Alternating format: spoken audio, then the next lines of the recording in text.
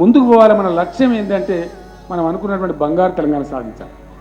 ఇక్కడ ఎవరైతే రైతులు ఆత్మహత్యలు చేసుకున్నారో వాళ్ళ ఆత్మహత్యలు ఆగిపోవాలి, చేనేత కార్మికుల ఆత్మహత్యలు ఆగిపోవాలి, మన పొలాలకు కడుపు నిండా నీళ్ళు రావాలి.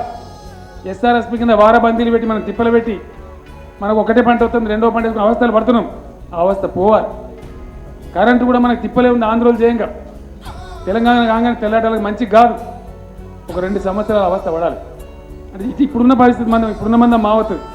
ఒక 2 ఏళ్ళు చదువుకుంటే రాత్రి పగలు నిద్రపోకుండా పనిచేసే 3వ సంవత్సరంలో పక్క రాష్ట్రం ఛత్తీస్గఢ్ ఎట్టుందో రైతులకు 24 గంటలు పవర్ సప్లై చేస్తా అని చెప్పి మనం చేస్తాం.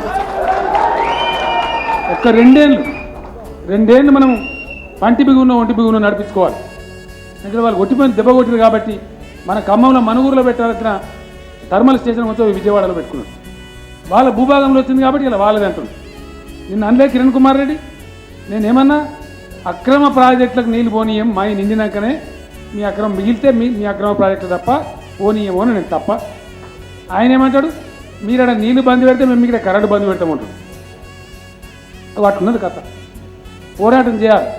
ఒక 2 సంవత్సరాలు కొంచెం కరెంట్లో మనకు ఇబ్బంది ఉన్నా 3వ సంవత్సరానికి మాత్రం టాప్ ప్రయారిటీ తీసుకొని మనమే ఒక 12-13 వేల మెగావాట్ ప్రొడక్షన్ చేసుకుంటాం. కాబట్టి కావాల్సినంత బొగ్గు సింగరేణి మనకు ఉన్నది కాబట్టి దానికి కావాల్సినంత కూడా మనం చేసుకొని ఒక 2 ఏళ్ల తర్వాత 3వ సంవత్సరం సగానికి పోయేవరకల్లా బ్రహ్మాండంగా తెలంగాణ 24 hours ఇండియాలో నంబర్ 1 స్టేట్ కింద తయారవుతాం.